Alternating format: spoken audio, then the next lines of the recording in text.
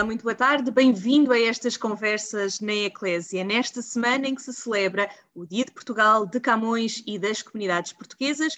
A Eclésia tem feito um périplo por várias comunidades. Hoje vamos até a Alemanha com o diácono Cláudio Caetano. Obrigada, Cláudio, deixe que o trate assim. Obrigada por estar aqui na nossa companhia, por nos dar a conhecer essa comunidade portuguesa de que é responsável.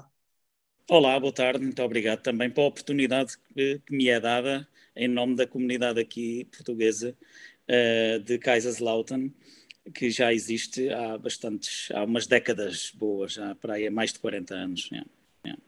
De que comunidade é que estamos a falar? Que eu não me atrevo a dizer tal o nome, mas o Cláudio fez o favor de a citar. Que comunidade é esta? Que portugueses estão aqui? Nós estamos aqui, a comunidade é Kaiserslautern, pertence à Diocese de Speyer, e esta comunidade já existe, como eu disse há pouco, à volta de 50 anos, talvez até mais. Os primeiros portugueses, alguns há registro, outros não, porque já foi há bastante tempo, mas a comunidade primeiro foi masculina, vieram os homens trabalhar aqui na indústria, porque havia bastante indústria aqui nesta zona, principalmente do norte de Portugal, e depois da zona de Santo Tirso, Passos de Ferreira, Felgueiras, dessa zona aí. E depois a comunidade cresceu, a seguir aos homens vieram as famílias, e depois em fins dos anos 80, princípio dos anos 90, chegámos a ter aqui, não que eu tenha nos nossos registros da comunidade, mas da própria cidade de Kaiserslautern, no arquivo, constam mais de 6 mil, aliás, quase 7 mil portugueses no total aqui inscritos legalmente, portanto. Isto representava praticamente numa cidade que hoje tem 100 mil habitantes, quase uma pequena cidade dentro da cidade, ou uma pequena vila dentro da cidade. Com uma vida paralela, autenticamente paralela, onde existia tudo na nossa língua,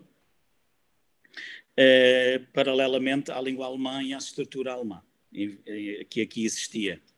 A Missão Católica de Língua Portuguesa foi um grande motor inicial da vida praticamente, digamos assim, mais ou menos organizada da comunidade em geral, porque era tipo o viveiro de onde iam saindo todos os grupos e as plantinhas que depois foram crescendo ao longo destes anos todos. Falamos não só das catequeses e da estrutura religiosa, mas falamos de clubes de futebol, clubes de recreação, falamos de rancho folclórico, de bandas musicais, tudo nascia um bocadinho a partir e estava ligado a partir da missão. E ainda hoje ainda há boas relações, graças a Deus, em relação a isso. Portanto, isto foi o evoluir. No princípio dos anos 90, a comunidade diminuiu, houve a possibilidade das pessoas poderem levantar, nós chamámos-lhe aqui levantar os fundos de desconto para a estrutura alemã, quer dizer, digamos assim, aquilo que as pessoas descontavam para a reforma, podiam levantar essa soma toda junta e regressar ao país. O Estado alemão facilitou isso a determinada altura porque já tinha mão de obra mais ou menos suficiente, de maneira que depois facilitou para que não houvesse aqui excesso de mão de obra, por um lado, e possibilitar-se também, em parte, a outros o acesso ao trabalho, embora isso não fosse bem realidade, porque no fundo o problema também era que havia menos trabalho nessa altura. E aí houve muita gente da nossa comunidade que regressou a Portugal. Pegaram nos fundos e voltaram. A comunidade, naturalmente, mesmo em geral na Alemanha, as comunidades diminuíram, porque isso não foi só uma norma local, foi uma norma nacional. E aqui a nossa ressentiu-se naturalmente disso, com muita gente a regressar e a investir aí em Portugal e a tratar da vida de outra forma. Aliás, a cumprir um bocadinho o sonho quando vieram para aqui, não é? Foi um bocado isso. E depois, pronto, o trabalho aqui, houve uma grande crise industrial, a pouco e pouco as empresas grandes começaram a diminuir a quantidade de trabalhadores e a fechar algumas, até que fecharam mesmo. E automaticamente também a crise do desemprego, etc., afastou as pessoas ou para outros meios ou de regresso a Portugal e tentaram a sorte por aí. E assim a comunidade foi reduzindo desde os 6.000 e tal, 7.000 pessoas que eu disse há pouco, até agora aqui na cidade temos 1.200 pessoas com as pequenas aldeias aqui à volta. Na diocese inteira de Espaia, da qual eu sou responsável, temos 2.200 pessoas, 2.300 pessoas. Há sempre uma certa flutuação, porque agora é fácil, uma vez que somos todos da União Europeia, mas no fundo os números andam por aqui. Não ultrapassam os 2.300 e não diminuem dos 2.000, portanto andam por aqui, nesta diocese. É interessante esta cronologia que nos faz também desta comunidade, termos a noção do que foi os antepassados dessa comunidade. O diácono Cláudio chegou e ficou aí como assistente pastoral, depois, entretanto, foi chamado a ser diácono precisamente para cumprir essa responsabilidade do acompanhamento dessa comunidade. Exatamente, portanto eu cheguei aqui em 97, já tinha casado aí em Portugal e cheguei aqui com esposa e um filhote, 3 anos na altura, e portanto foi como assistente pastoral, como acabou de dizer, viemos de Évora, da cidade de Évora, da bela cidade de Évora, e depois fomos nos instalando aqui. Interessante que eu nunca tinha imaginado vir para a Alemanha, aliás, para o estrangeiro sim, para a Alemanha nunca, porque só a língua já arrepia um bocadinho na altura, agora não, agora já misturamos as coisas sem querer mesmo. E depois de 2 meses de curso intensivo de alemão, porque foi a primeira coisa que a diocese aqui me mandou fazer, então ao fim de 2 meses disseram-me, a partir de 2 meses vens ter connosco, a próxima reunião vens sozinho e vamos falar só em alemão, devagarinho, mas vamos falar só em alemão, e a partir daí vais entrar em cheio na vida ativa da comunidade portuguesa, sem esquecer contactos com as comunidades locais, vizinhas. E eu, ao início, ainda tinha aqui um padre português e ainda estava, digamos assim, a palpar o terreno, digamos assim, a tomar os primeiros passos e a conhecer a realidade. Naturalmente, há sempre coisas espantosas que nós nunca imaginamos no bom sentido e coisas espantosas que nós também às vezes não imaginamos noutro sentido, mas fui tentando fazer assim um bocadinho a ponte entre tudo e todos. Naturalmente não terei conseguido fazer tudo bem, com certeza, estou sempre a aprender. Eu gosto de aprender constantemente e pronto, e a pouco fui formando também as minhas ideias, consoante aqui o desenvolvimento não só religioso como social, que eu sempre fui e gosto de ser ativo e contacto com bastantes pessoas, não só portuguesas, aliás até mais já sem ser portugueses, porque assim também foi uma forma de me conhecer e de me integrar a mim e à minha família aqui, melhor onde estamos, porque no fundo ao fim de um ano optámos, vamos viver na Alemanha, então se vamos viver na Alemanha temos que conhecer a Alemanha social, a Alemanha demográfica, a Alemanha país, o que é que este país é, o que é que este país tem, como é que são as pessoas, etc. E então foi por aí que eu fui também. E eu acho que isso me facilitou um bocado, em 2006 depois, a dar o passo, como você disse, e bem, para a ordenação de diácono. Acabou por ser uma mais-valia também agora para a comunidade que já não tem o padre português. Exato, a comunidade não tem padre de língua portuguesa, padre português desde 2003 e apoio em língua portuguesa de um padre próprio desde 2010. Nós, depois do padre de língua portuguesa ter saído, tivemos ali um interregno de uns meses e em abril de 2004 recebemos apoio de um missionário alemão que tinha estado em Moçambique, uma pessoa extraordinária que infelizmente faleceu o ano passado, e que me deu apoio enorme aqui na cidade, principalmente na cidade, porque ele era mesmo daqui e ao regressar permitiram que ele tivesse ainda um bocadinho ativo. Não era ainda idoso, ele faleceu com 76 anos, 77, portanto, o ano passado nós estamos a falar ainda de uma pessoa ainda bastante ativa e pujante. Falava muito bem português, interessante, a maneira como a pronúncia era fantástica. E ele esteve connosco até 2010. Depois a congregação dele chamou para gerir uma casa que eles têm em Munique, e aí ficámos então desde 2010 sem mesmo um padre que estivesse diretamente a trabalhar connosco. Naturalmente, neste meio tempo, de 2006 a 2010 e daí em diante, tem-se revelado uma mais-valia ser diácono, para já porque acompanho aqueles miúdos que eu tive nas catequeses ao início, agora dou-lhes acompanhamento como casais, já batizei alguns filhos deles e há aquela ligação de um crescimento comunitário, como muitos outros colegas, padres e diáconos têm, que eu não teria se não fosse diácono, evidentemente. Não.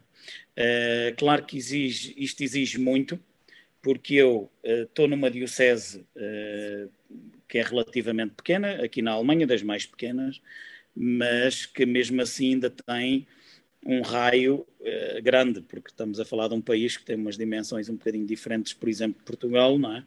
Em que uma diocese pequena pode representar uma diocese média grande em Portugal, a área, de maneira que eu ando constantemente em movimento aqui, porque é tipo um bocadinho de trabalho de bombeiro, não é? Apaga-se um fogo além, depois vamos socorrer outro do outro lado, porque não é só o apoio sacramental, é também naturalmente o apoio espiritual que se dá no acompanhamento às pessoas conforme as necessidades, e eu sendo contactado, naturalmente que faço-me ao caminho e lá vamos fazer mais uns quilómetros de autoestrada. Cláudio, disse-me aí que acaba por ser o conhecimento da Alemanha uma mais-valia também para a integração. Sem sacerdote português, sem celebrações em português, a não ser as que o Cláudio faz, neste caso, sem Eucaristia em língua portuguesa, como é que é a dinâmica da comunidade? Ora bem, a comunidade em si manteve praticamente a dinâmica que tinha antes, isto é, a base é a catequese das crianças, e nós ainda mantemos até há bem pouco tempo, estamos a reprogramar porque a história da pandemia vem-nos mostrar que possivelmente o nosso sistema de catequese tem que ser alterado. Sem criticar a catequese, porque nós tínhamos o sistema de catequese de 6 anos, portanto do primeiro ao sexto ano, um bocadinho baseado no sistema português, e a pouco fomos alterando alguns catecismos, algumas formas adaptadas à realidade aqui da imigração, porque os catecismos portugueses são bons, mas prevêem uma catequese portuguesa em Portugal. Para nós os adaptarmos aqui à nossa realidade imigrante ou migrante, tivemos que fazer alguns ajustes. Alguns catecismos tivemos que os recriar e criar catecismos aqui. Houve um colega nosso que fez um trabalho excepcional nesse sentido, e nós adaptámos e ajudámos a corrigirmos, e então ainda mantivemos aqui na nossa comunidade esses 6 anos, até há pouco tempo, mas estou em crer que isso já não vai ser possível. Aliás, como alguns colegas também estão a chegar a essa conclusão, em várias comunidades aqui à volta, nomeadamente, por exemplo, o Padre Rui, Barnabé e outros colegas, estamos a chegar à conclusão que os 6 anos já não são uma realidade da nossa catequese. E se calhar temos que começar a olhar um bocadinho mais para o que os alemães fazem. Os alemães preparam as crianças um ano intensivo ou uns meses intensivo com, por exemplo, um sábado inteiro,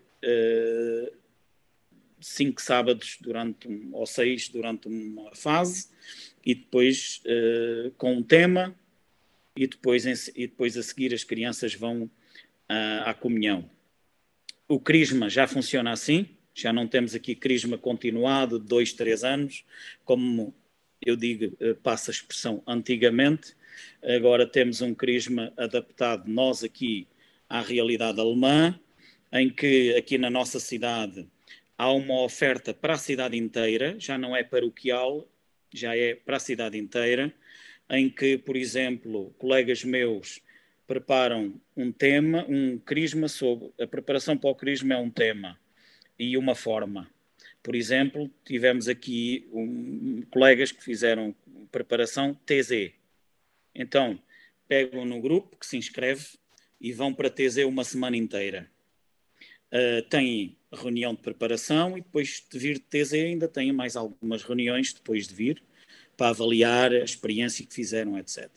Temos outros grupos, até o ano passado, até a pandemia, que iam mais numa onda desportiva, iam fazer canoagem no rio, viver em conjunto, etc. E a partir daí, portanto, ter uma oferta diversificada de cursos, alguns mais tradicionais, com os encontros semanais de 1 hora e 10, 1 hora e 20, portanto, e com temas mais tradicionais e outros com temas diferentes, alternativos. E, como eu disse, já para a cidade inteira. Portanto, todos os jovens do Crisma da cidade inteira recebem uma carta em casa. E depois nós esperamos as respostas, fazemos um encontro para a cidade, numa casa que nós temos aqui, da Diocese, e aí os jovens escolhem o curso que querem.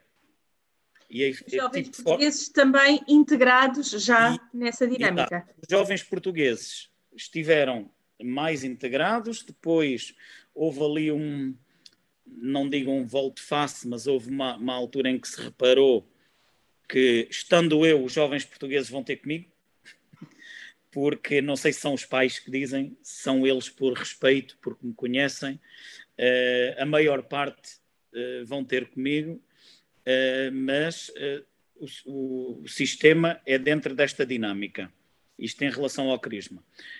E depois o crisma já não vem um bispo de Portugal ou do Brasil, já o bispo é o bispo local ou a pessoa que for delegada para vir fazer o crisma, e o nosso grupo português integra-se nesse grupo que vai ser crismado. Portanto, caminho juntos, digamos assim, das comunidades também aí integrada nessa diocese. Cláudio, então e neste último ano, com as limitações impostas pela pandemia, como é que a comunidade geriu essas limitações? De que forma é que se foi reinventando, quer para os encontros, quer para as celebrações? Ora bem, até que se libertasse o Zoom e se descobrissem estas tecnologias todas que nós tínhamos um bocado adormecidas, que a verdade é essa, o início foi muito difícil. Portanto, porquê? Estamos a falar em 13 de março, 11, 12, 13 de março de 2020, em que... 2020 ou 2019? 20, não, 2020. Já estou um bocado baralhado. Em que nós recebemos um e-mail da Diocese a dizer parou tudo. Então agora o que é que em horas tivemos que tentar avisar o maior número de pessoas do que é que estava a passar. Aliás, as pessoas iam seguindo nas notícias, mas não aqui a tocar-nos, não é? Íamos seguindo, está a ficar mal, e era assim. E nós tivemos que avisar e inventar formas para avisar as pessoas, o maior número, e para pessoas passarem palavra a outras, em horas ainda, um dia para o outro. E aí, de repente, descobrimos usar mais o WhatsApp e escrever muito mais e-mails e mensagens e sei lá, e telefonemas. Então foi uma loucura nessa altura, até que depois então recebemos a autorização do Zoom, porque aqui, pronto, a estrutura é um bocadinho diferente e automaticamente tem-se bastante um cuidado, às vezes é demasiado, com a proteção de dados, e ao início o Zoom foi permitido, agora não é, por exemplo. têm outros sistemas próprios, temos uns sistemas internos diocesanos de comunicação ou interdiocesanos, conforme, não é? Nós às vezes fugimos um bocadinho e vamos para o Zoom, porque o Zoom é daquelas coisas que pode ter alguns defeitos, mas funciona sempre. É maravilha nesse aspecto. E às vezes os internos... também foi acompanhando os portugueses que também ficaram privados de umas férias em Portugal, de uma visita à família em Portugal. Como é que foi esse acompanhamento também? Olha, tive a sensação que houve uma altura, parecia que trazíamos a comunidade às costas, em termos de apoio que queríamos às vezes dar e não éramos capazes, porque não conseguíamos, não estávamos possibilitados sequer de sair, não é? E era um peso grande, porque as pessoas telefonavam e algumas choravam, estavam desoladas, não sabiam o que é que era, como é que ia ser com os pais, por exemplo, que estão aí nos lares de terceira idade, como é que vai ser, como é que não vai ser, e vinham-nos perguntar coisas que a gente próprios também não estamos preparados para responder, não é? Em termos medicinais, nós não estamos, em termos políticos também não, quer dizer, tudo o que eles sabiam era mais ou menos aquilo que nós sabíamos. Naquela altura foi difícil. Eu arranjei a forma de escrever todos os domingos, e nomeado principalmente nos tempos fortes, um artigo de incentivo, de esperança para as pessoas. Não escrevia todos os dias, houve alguns colegas meus que escreveram até há pouco tempo todos os dias, eu não. Achei que chegava um impulso semanal, mais ou menos longo, mas assim as pessoas podiam ter também, para não invadir demais, isto é a minha maneira de ver, invadir demais a privacidade, não, mas o WhatsApp deles, vá lá, digamos assim, estas plataformas. E assim eles recebi muito feedback interessante. O maior feedback foi de pessoas que nem sequer vão à igreja, mas que aproveitavam para dizer obrigado, estava a precisar disto, dá-me um bocadinho de esperança e de alento para mais uma semana, vamos ver, isto vai passar. E então criou-se até hoje uma ligação interessante com esta comunidade do WhatsApp, não é? Para já. E depois, algumas pessoas que não têm um WhatsApp, com mais idade, tinha que, não repetia a mesma coisa, mas escrevia por mensagem algumas cartas no correio e, sei lá, tentou-se inventar assim um bocado, umas partes mais básicas, outras um bocadinho mais à frente, em termos tecnológicos, mas de maneira que a comunidade também sentisse que nós estamos cá na mesma. Embora a gente não possa estar perto uns dos outros, nós continuamos cá e continuamos a dar apoio neste aspecto. Portanto, foi o que foi possível. Isto foi possível. Até regressarmos depois, mais tarde, às celebrações, onde já podia haver um contacto visual e físico mais de perto. Foi assim, mais ou menos, que tentámos fazer, né? Diácono Cláudio Caetano, muito obrigada pelo testemunho, por nos dar a conhecer também a realidade dessa comunidade aí na Alemanha e nos fazer entender que é tão fácil a fazer esse acompanhamento, embora que às vezes seja difícil, essa maneira de acolher e de integrar os portugueses, mesmo que seja nestas dinâmicas alemãs. Muito obrigada. Obrigado eu e fiquem bem. Espero que no verão a gente veja aí a nossa gente. Fica o desejo. Muito obrigada. Deusinho.